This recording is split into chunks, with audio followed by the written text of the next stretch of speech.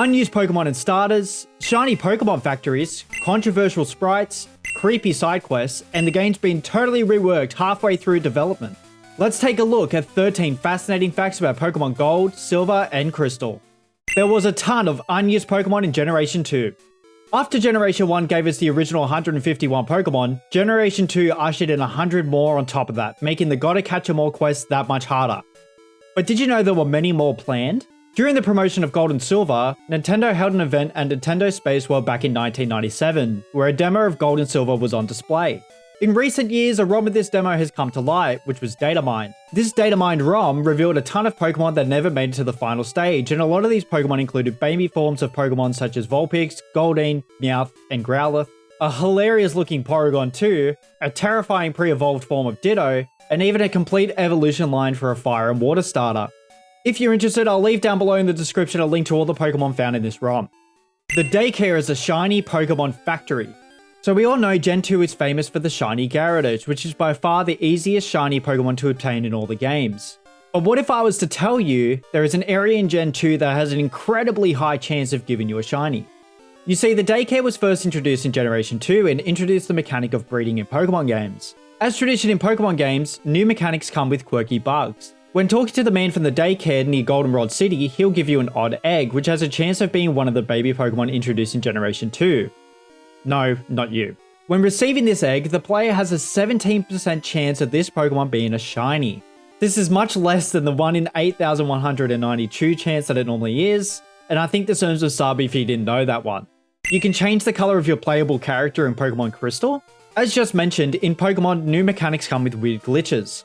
One of the things that Pokemon Crystal is famous for is being the first Pokemon game to introduce a female playable character being named Chris. The boy playable character in these games is primarily an orange color, while the girl character is primarily blue. By performing the following steps, you are actually able to switch these colors. So here's what you do. First off, start a new file. Go through the introduction picking either the boy or the girl character. Once done, save the game, then shut it off.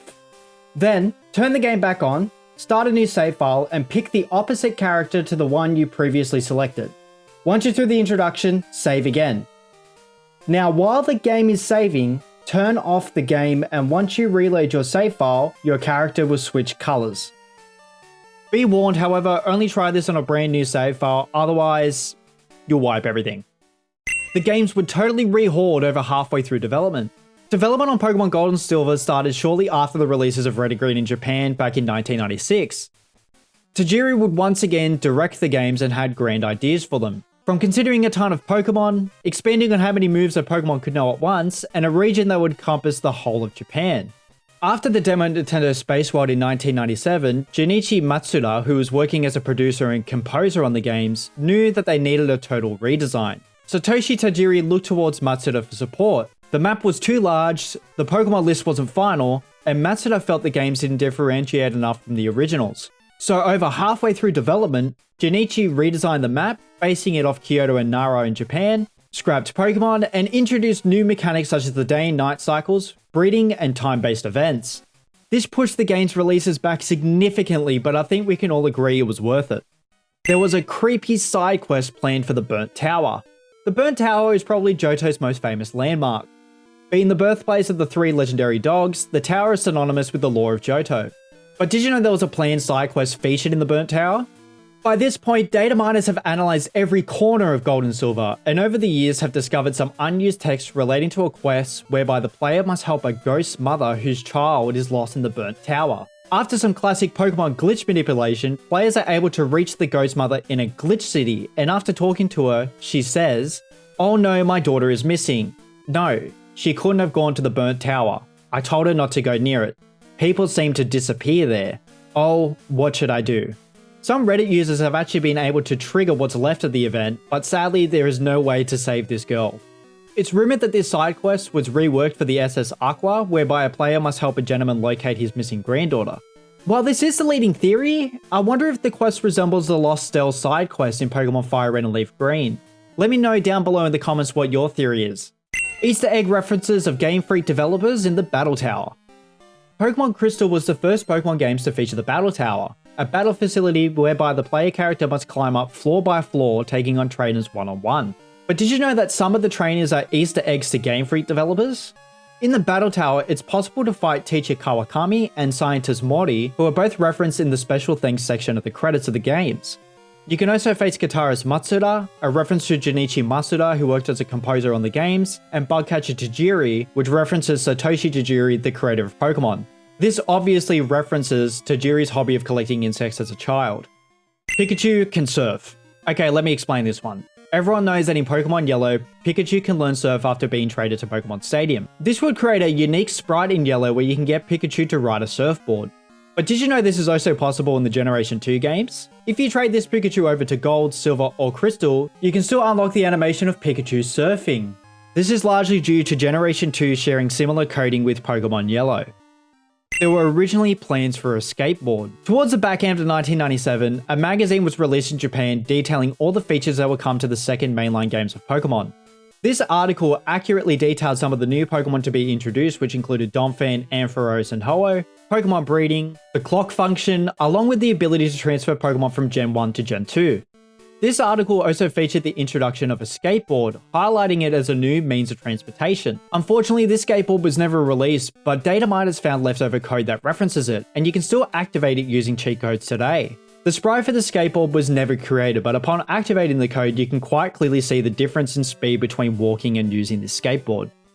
There was a secret Safari Zone planned. As most of us know, the Fuchsia City Safari Zone is unavailable. When walking up to it, there is simply no door for the player to enter. The in-game justification for this was simply that the warden is on vacation. However, after utilizing some classic game show cheat codes, players can enter inside. The lobby looks like a typical Safari Zone reception, but there are no NPCs inside. Once inside and after deactivating the Game Shark cheat code, players can proceed to enter the Safari Zone. The Safari Zone is clearly unfinished and unfortunately there are no Pokemon to be caught, but it is interesting to see what the plans were for this upgraded Safari Zone. You were lied to about catching Pokemon? Right at the beginning of each game, we are told tips on how to catch Pokemon. Lowering his HP as much as possible, and critically, implementing a status condition is said to make the Pokemon much easier to catch. Only, it doesn't. There is a glitch in Pokemon Gold and Silver whereby status effects such as sleep and paralysis have zero effect on the catch rate of Pokemon. Remember this for the next time you're trying to catch Ho-Oh or Lugia.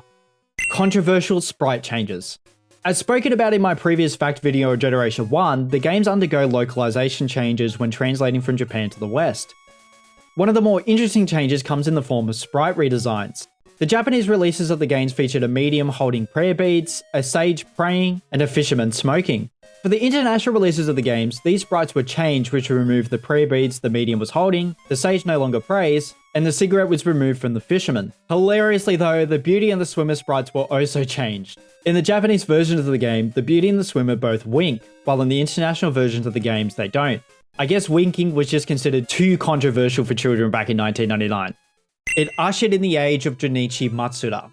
As we all know now, Satoshi Tajiri is the creator of Pokemon, and he served as lead director for the Generation 1 games and Generation 2. As touched upon earlier, the Nintendo Spaceport event of 1997 revealed a Pokemon Gold and Silver that was sorely in need of a complete overhaul. During the beginning stages of development, Matsuda was only working on the games part-time, as he had to supplement his income through developing games on the side.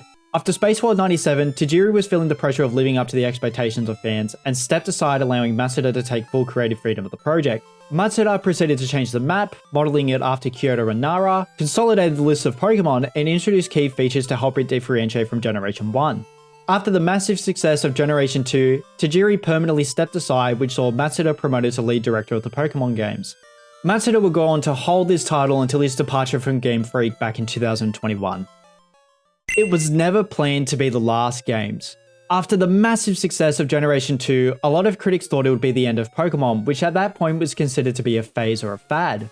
Over the years, it's been put forward relentlessly that Gen 2 was intended to be the last generation of Pokemon. People who assert this rumor like to cite an interview between Satoru Iwata, the late CEO of Nintendo, and Tsunekazu Ishihara, the president of the Pokemon Company. During the development of Gold and Silver, Ishihara worked as a producer for Creatures Incorporated, which was providing capital to Game Freak at the time and would go on to be one of the 3 companies that formed the Pokemon Company. During this interview, Ishihara said, "I worked with the assumption that after we put out Gold and Silver, my work as far as Pokemon was concerned would be done. I didn't intend to make any more Pokemon titles. I even thought that once we entered the 21st century, it would be time for me to do something else entirely.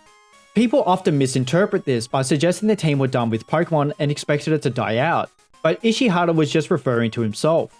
When the rest of the team were asked at the time if Pokemon was complete, the team replied, not even close. Are you interested in more Pokemon facts? Then you must check out this video where I detailed 13 fascinating facts relating to Pokemon Red and Blue. We dive into a secret island in Kanto, along with how Pokemon was almost destroyed before it even began. Or are you anxiously awaiting Pokemon Day? Then to make sure you're prepared, check out this video where we explore potential Pokemon games in 2024.